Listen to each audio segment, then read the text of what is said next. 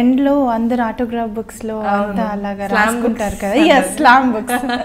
అమ్మో ఎంత మార్కెటింగ్ అంటే వాళ్ళ ఆర్చిస్ వాళ్ళకి వేరే వాళ్ళందరికీ కూడా ఆ టైంలో ఫుల్ సూపర్ సేల్స్ వాళ్ళకి. అప్పుడు రాయమంటే ఎయిమ్ అని సీక్రెట్ అని రాసేదాన్ని, ఎందుకంటే నాకే తెలియదు.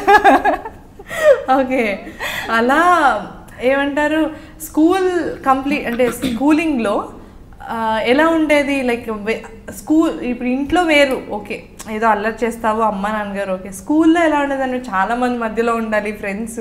అవును, అస్సలు మాట్లాడేదాన్ని కాదు. ఓకే, అసలు చాలా కామ్.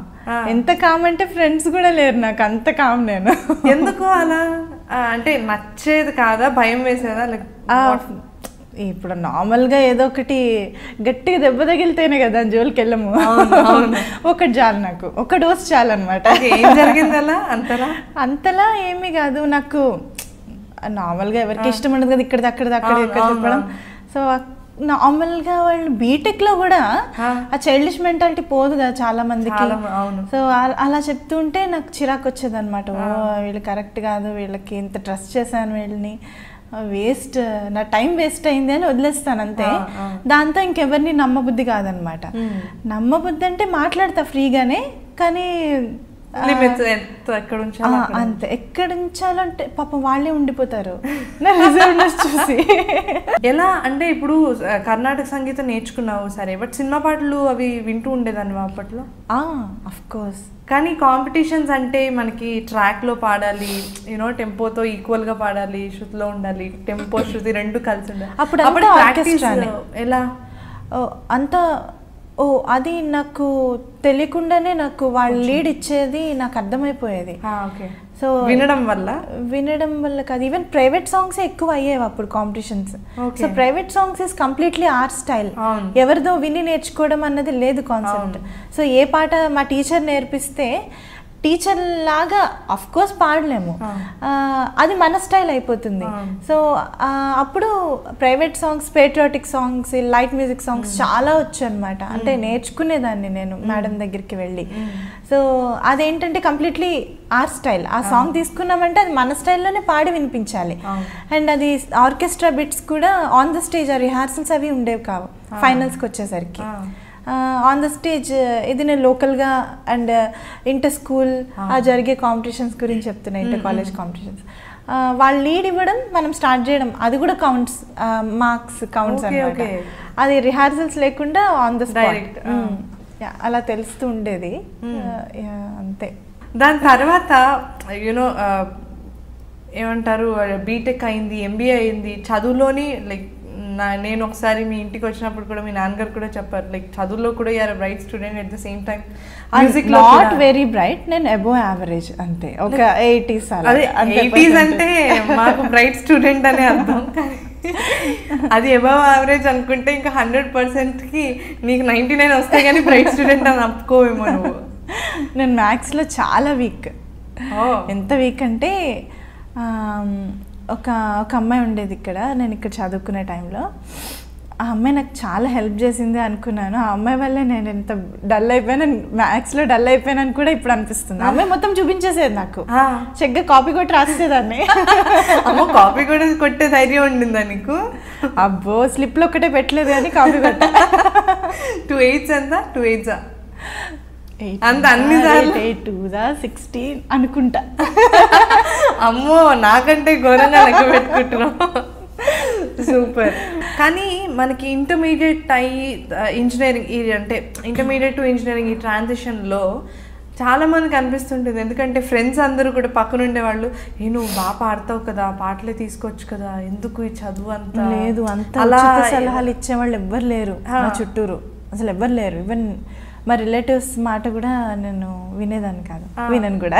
వాళ్ళందరూ పాడమనే వాళ్ళు ఎవరికి ఇన్ఫ్యాక్ట్ అంటే sailing on 2 boats is not a good thing అని అప్పుడు అందరూ అంతేగా. సో అమ్మ నాన్నకి ఏం అబ్జెక్షన్ లేదు, అఫ్ కోర్స్ వాళ్ళ ఎంకరేజ్మెంట్ వల్లనే నేను ఈరోజు పాడుతున్నాను. అంటే ఇంకా వాళ్ళే మ్యారేజ్ అవ్వక ముందు వరకు అండి. ఇప్పుడు ఆఫ్ కోర్స్ మా హస్బెండ్ సపోర్ట్ అనుకోండి, ఆయన 100% సపోర్ట్. అంతేగా, ఎవరు అసలు అంటే మ్యారేజ్ అయ్యాక ఒక రోజు వదిలి ఉండడమే కష్టము, ఫుడ్ దగ్గర నుంచి అన్ని ప్రాబ్లమే, అలసిపోయి వస్తారు, అంత ప్రాబ్లం. కానీ తను అసలు చాలా సపోర్టివ్ నాకు.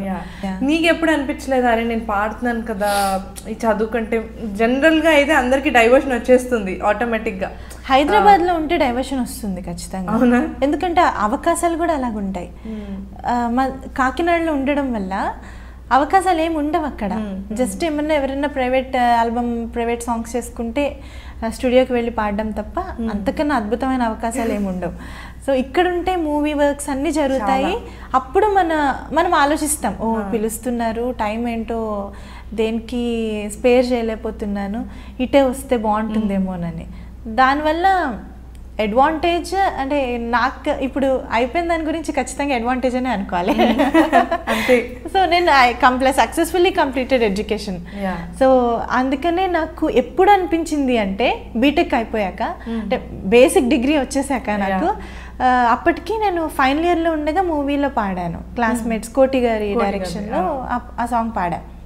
అప్పుడు అనిపించింది, అప్పుడు నాన్న అడిగాను, నాన్న నేను హైదరాబాద్ వెళ్దామా, నాకు వేరే దగ్గర జాబ్ కూడా వచ్చింది హైదరాబాద్లో, ఎయిర్పోర్ట్ జిఎంఆర్ ఎయిర్పోర్ట్ ఉంది కదా అక్కడ వచ్చింది ఏదో, నువ్వు జాబ్ వంక చెప్పేసి వెళ్ళిపోయి అక్కడ సింగింగ్ పర్సీవ్ చేస్తే, మీ నాన్నగారు తెలిసిపోయింది సింగింగ్ పర్సీవ్ చేస్తే 2 చేయలేవు, చాలా హడావిడి అయిపోతుంది, జాబ్ కాన్సన్ట్రేట్ చేయలేవు, అది చేయలేవు, చదువుకో, ఇంకొంచెం హయ్యర్ డిగ్రీ ఉంటే బాగుంటుంది, చదువు ఎప్పుడు పడితే అప్పుడు చేసుకోలేము, ఇది ఎప్పుడన్నా రావచ్చు బ్రేక్ అంటే మంచిదైంది అలా చేయడమే. ఎంబీఏలో ఉండేసరికి, ఎంబీఏలో ఇంకా గీతంలో నాకు ఫ్రీ ఎడ్యుకేషన్ అనమాట. సో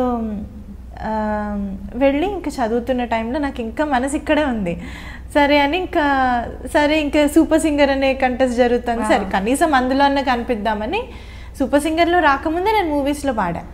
అది ఫస్ట్ అంటే ఫైనల్ ఇయర్లో ఉన్నప్పుడు పాడావా? అది ఫైనల్ ఇయర్లో ఉండే. ఓకే. ఎలా కోటి గారిని కలవడం కానీ? మామూలుగా వెళ్ళా రామానాయుడు స్టూడియోకి, డాడీ సీడీ తీసుకుని వెళ్ళాను. అప్పుడు సార్ ఆడిషన్స్ డైరెక్ట్గా అక్కడే చేశారు స్టూడియోలో. పాడమంటే ఇది కళ్ళల్లోకి కళ్ళు పెట్టి చూడవెందుకు ఆ సాంగ్ పాడితే సార్ కొన్ని టిప్స్ చెప్పారు, ఇది ప్రాక్టీస్ చేసి 1 year తర్వాత కనిపించు అన్నారు. బీటెక్ సెకండ్ ఇయర్ ఎండింగ్లో ఉండగా అన్నారు. ఓకే. సో దాని తర్వాత అప్పుడు కాల్ వచ్చింది, ఇక్కడ ప్రాజెక్ట్ వర్క్ వచ్చాను ఫైనల్ ఇయర్లో ఉండగా. అప్పుడు కాల్ వచ్చింది, సరే అమ్మో ఆ రోజు ఫుల్ ప్రాక్టీస్ చేసి వెళ్ళాను. కొంచెం క్లాసికల్ సాంగ్ అనగానే శ్రీకృష్ణ టేక్ చేశారు. Okay okay. So full practice చేసి వెళ్తే అది మౌనం ఎందుకు ఆ పాట. సో అయిపోయాక ఇంటికి వచ్చేసాం, మామూలు కాకినాడ ప్రాజెక్ట్ వర్క్ కూడా అయిపోయింది. కాకినాడ వచ్చేసాక అప్పుడు కాల్ వచ్చింది, మల్లికార్జున్ సార్ చేశారు, మల్లికార్జున్ గారు చేసి, అంజనా చాలా బాగా పాడావు అంజనా, ఆయనతో డ్యూయట్.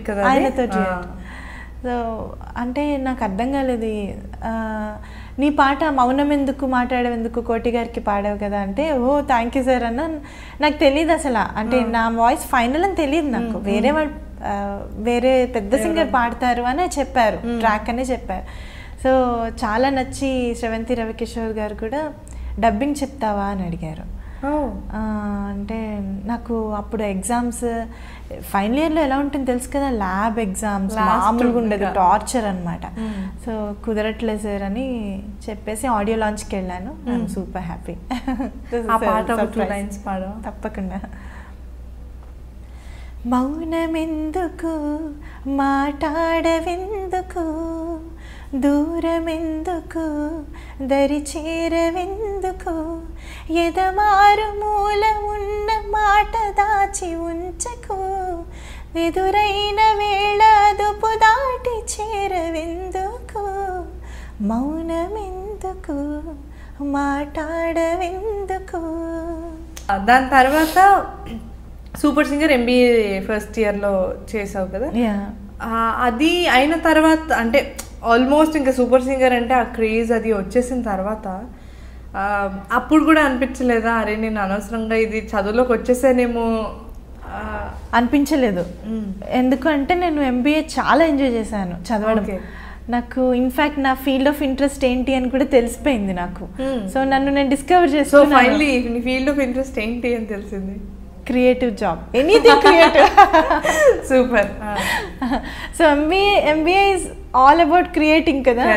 అండ్ అంటే I discovered myself in different field అని అనిపించింది. So no repentance. సూపర్. ఇది ఇలా కంటిన్యూ అవుతుండగా సూపర్ సింగర్లో వచ్చిన క్రేజ్ ఇది అయిన తర్వాత ఫస్ట్ దాంట్లో విన్నరా? ఫస్ట్ దాంట్లో రన్నర్, నేను 4లో విన్నర్ అండ్ 7లో. 7 చాలా మంచి పేరు తీసుకొచ్చింది. 7 ఇస్ లైక్ రీసెంట్ గా అయింది. 7 is like all with playback singers కదా, అది అసలు చాలా మంది ఫాలో అయ్యారు. అంతమంది తెలిసిన వాళ్ళు ఒకే దగ్గర ఉండేసరికి ఆ ఫాలోయింగ్ అండ్ మంచి మంచి పాటలు పాడే ఛాన్స్ కదా. ఎప్పుడు పాడని పాటలు అవును ఆ పర్టికులర్ సిరీస్ లో పాడారు. నాకు గుర్తుండి ఒక డ్యూయట్ ఒకటి ఉంటుంది, నేను శ్రీకృష్ణ పాడా, చుక్కల్లారా ఒకటి, తర్వాత ఇంకొకటి చాలా మంచి పాటలు పాడాను. దళపతిలో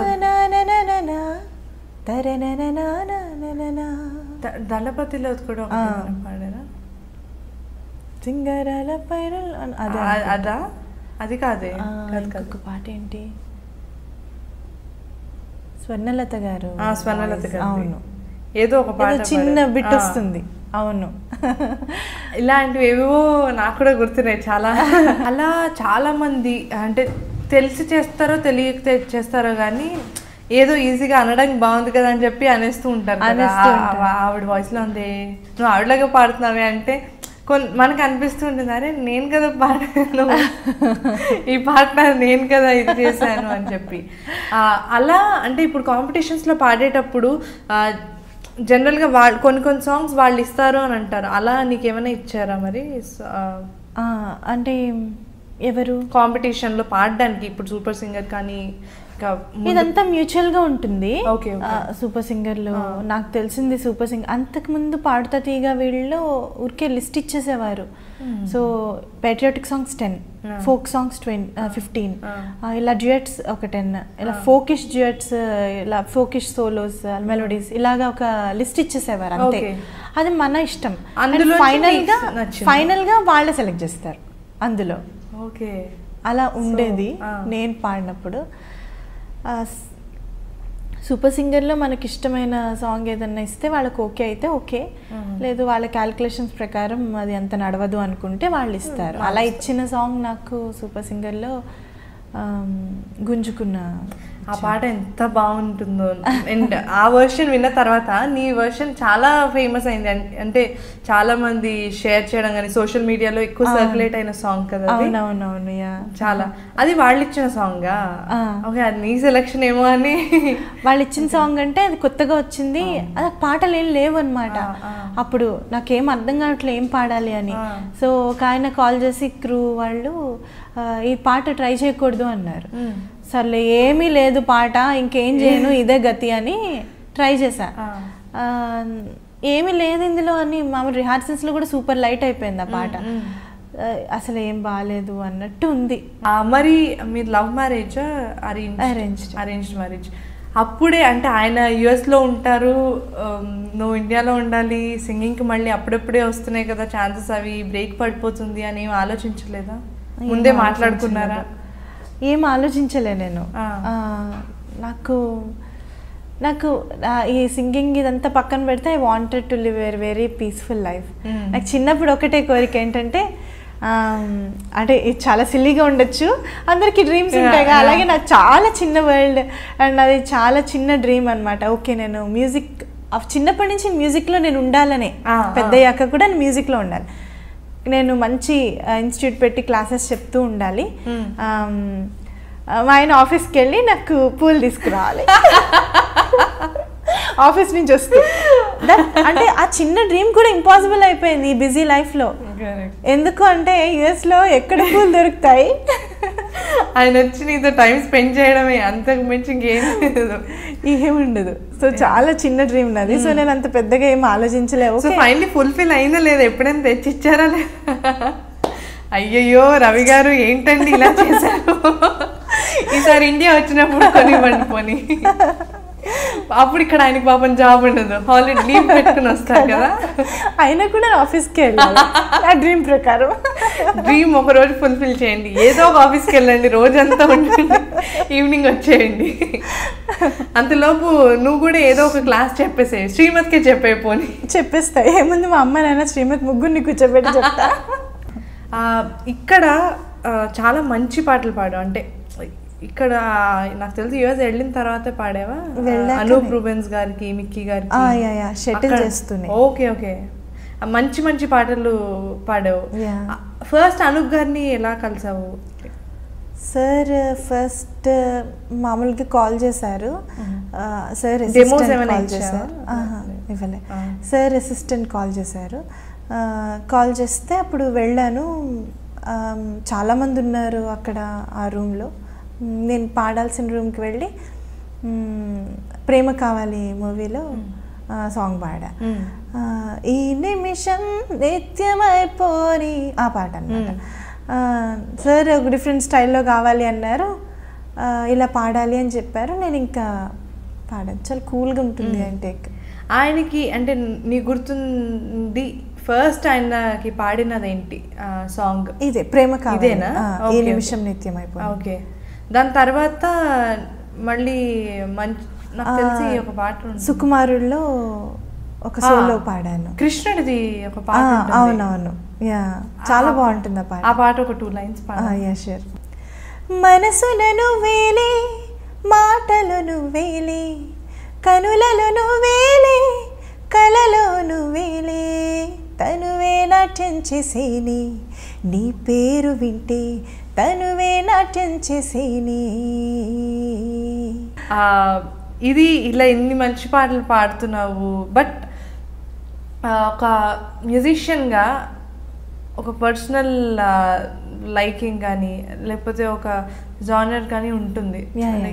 ఇలాంటి దేంట్లో పాడాలి, ఇప్పటిదాకా మనం పాడలేదు, అలా నీకు ఎక్కువగా ఇంట్రెస్ట్ అనిపించే జానర్ ఏది? నాకు కొంచెం అంటే ఒక సాంగ్ పాడాను రామ్ నారాయణ్ గారికి, పిచ్చిగా నచ్చావని, రీసెంట్గా వస్తుంది. ఆ music director, he's very talented. ఆయనకు పాడాను ఎప్పుడో ఒక 3 years క్రితం పాడాను. ఎంత బాగుంటుందంటే నాకు అంటే ఆ కైండ్ ఆఫ్ మ్యూజిక్ చాలా ఇష్టం అనమాట. అది నా వాయిస్ కింద ఉండదు, నా వాయిస్గా వినిపించడం నాకు ఇష్టం లేదు. ఓకే, సో ఎలా ఉంటుందంటే, ఊరేగే ఊరేగే మనసా ఈ వింతలే ఎందుకే, ఉయ్యాలలుగేవు వయసా ఈ కవింతలే ఎందుకే, కునుకే రాని వింత, అలా ఉంటుంది. అంటే చాలా సోబర్గా బ్యాక్గ్రౌండ్ మ్యూజిక్ లాగా నాకు అలాంటివి చాలా ఇష్టం అనమాట. మంచి ఫీల్ క్యారీ అయిపోతుంది అంతే. పాట వింటూ ఉంటే ఫీలే ఒక్కటే ప్రొజెక్ట్ అవుతుంది తప్ప సింగర్ ఎవరు పాడారు, ఈ వాయిస్లో ఈ క్రాక్ వచ్చింది, అది వచ్చింది, ఇది వచ్చిందని ఆ రిజిస్టర్ అవ్వదు అనమాట లిజనర్కి. అంత ఫీల్ క్యారీ అయిపోయే సాంగ్స్ నాకు చాలా ఇష్టం. సో అలాంటివి మంచివి నాకు రాలేదు ఇప్పటివరకు అవకాశం. సో నా ఇండిపెండెంట్ మ్యూజిక్లో నేను అలాంటివి చేద్దామని కోరిక. ఓకే, సో దానికి కంప్లీట్గా అంటే ఇంక ఇప్పుడు వీడియోస్ ఇప్పట్లో ఆల్రెడీ స్టార్ట్ చేసిన తర్వాత ఫస్ట్ మీ అబ్బాయి గురించి కదా స్టార్ట్ చేస్తావు? అవును. ఏంటి దాని టైటిల్? అంజనీయుడు. అంటే చాలా మంది ఇంగ్లీష్లో చదివేటప్పుడు ఆంజనేయుడు అని చదువుతారు తెలుగు వాళ్ళు, తెలుగు తెలియని వాళ్ళు అంజనీయుడు అని చదువుతారు. అంజనీ పుత్రుడు అంజనీయుడు అంటే. ఆంజనేయుడు అన్నా కూడా మా శ్రీమత్ అంటే పేరే ఆంజనేయుడు పేరులో ఇంకొకటి అనమాట. శ్రీమత్ అంటే ఇంకొక పేరు ఆఫ్ ఆంజనేయుడు. సో ఎలాగైనా ఒకటే కదా అర్థం అని ఇంకా ఆంజనేయుడు ఈజ్ బెస్ట్ టైటిల్ అనిపించింది. ఈ టైటిల్ నాకు సజెస్ట్ చేసింది శ్రీమణి గారు. ఓకే ఓకే, శ్రీమణి గారే ఫస్ట్ సాంగ్ రాశారు, లిరిక్స్ రాశారు. సో అది ఏంటి, చిన్నారి పొన్నారి బంగారు కన్నా అల్లారు ముద్దంటి ఓ బోచి కన్నా ఆ చందమామ దిగి వచ్చినమ్మ నీ మోము రూపాన కన్నా, ఇలా ఉంటుంది.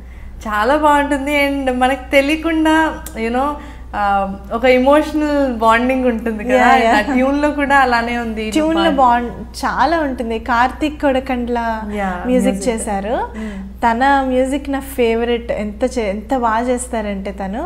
సో ప్రస్తుతంకి నా ఆల్బమ్స్ అన్నిటికీ చేసింది, అప్కమింగ్ అండ్ చేసినవి కూడా చేసింది తనే. ఈదిరా భారతం అని తర్వాత ఇంకొకటి చేశాను. అది మన సింగర్స్ అందరు పాడారు, మాక్సిమం అవైలబుల్ ఉన్న వాళ్ళంతా పాడారు. సో అది కూడా ఇప్పుడు అంటే మోదీ ఇది రాకముందు పరిస్థితి ఎలా ఉంది అన్నది చేసామన్నమాట. కానీ ఆల్ ద యంగ్స్టర్స్ భావితరం అంతా ఉన్నాము, ఏమైనా చేంజ్ ఉంటే సపోర్ట్ చేయడానికి అన్నట్టు చేశాను ఆ ఫీల్డ్లో.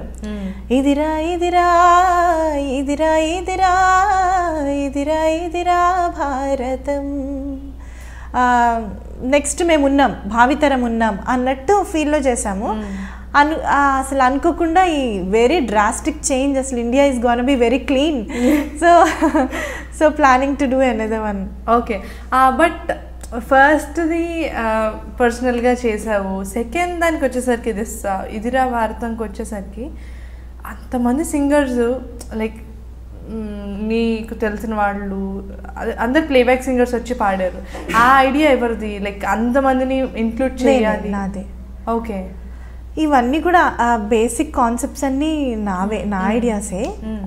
దానికి కాకపోతే మ్యూజిక్, లిరిక్స్ వీళ్ళంతా కూడా నాకు ఒక టీమ్ లాగా అనుకున్నాను అనమాట. సో మ్యాక్సిమం ఆ టీమే ఉంటారు. ఒకవేళ ఎవరైనా కుదరకపోతే ఇంకా వేరే వాళ్ళని మార్చేది ఉందన్నమాట. సో ఐడియా అయితే నాదే, అందరూ పాడితే బాగుంటుంది. నాకు ఎలా అంటే మేలేశ్వర మేరా తుమ్హారా అలాగా చెయ్యాలి అని. సో ఏది నా రేంజ్లో చేశాను.